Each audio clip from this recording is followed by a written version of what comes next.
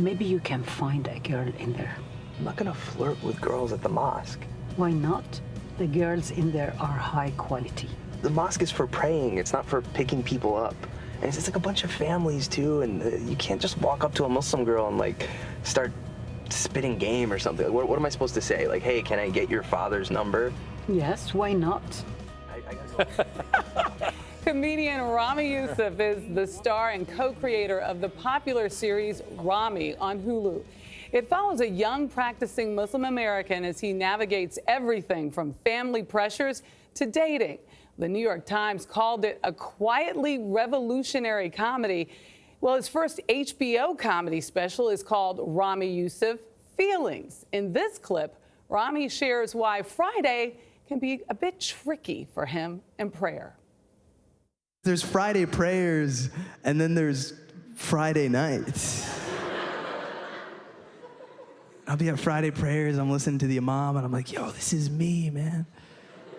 I go out Friday, I see the most beautiful one I've ever seen. I'm like, no, this is me. I think this is,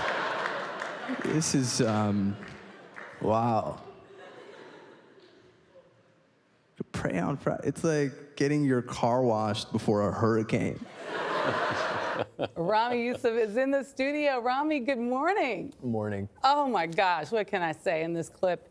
You talk about your faith so openly. It just pours right out of you.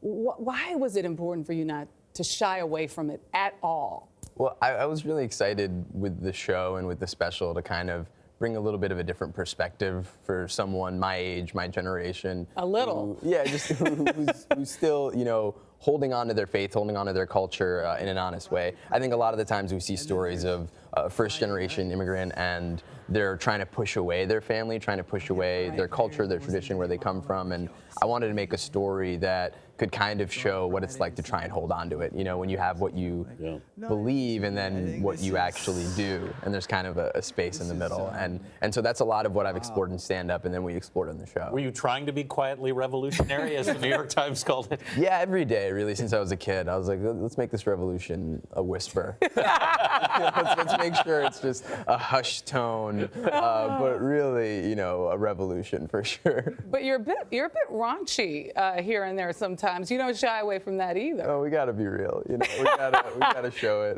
and then my mom will yell at me later. But yeah, you know, we do what we gotta do.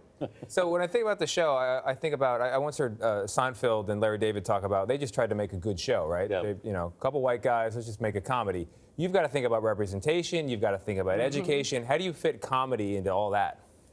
We just go, again, we go to try and make a good show. Like thinking about it, yeah, we have to, yeah, because if you go in thinking, oh man, this is the first show with an Arab Muslim family and you take on all this weight, it's really not fair. Even the idea of saying first, there's like a desperation to it because it's almost like, oh, it might be the last. You know, so you put on all this weight and you take on all this. So do you feel like that marketing has been pushed on you? Because it's in everything, right? Yeah, it's in everything. Yeah, I mean, it's just the truth, I guess, of the landscape, but you can't really write to that and you can't take on that weight because otherwise you make something that's really tough to watch. If you're trying to check every box and represent everything, we called it Ramy because it's just my story, and you know, we just wanted to start from there, and hopefully that opens up other stories to be told. So are you conscious of it at all while you're doing it then? Yeah, I mean, you have to on a level, but you try to have it not affect the writing and not affect what you're doing. And, But you know, I mean, because, you know, literally everyone who's ever said Habibi in America is calling me and is like, dude, I can't wait. You know, I can't wait for you to do it. And it's exciting, and it's really exciting to feel that support,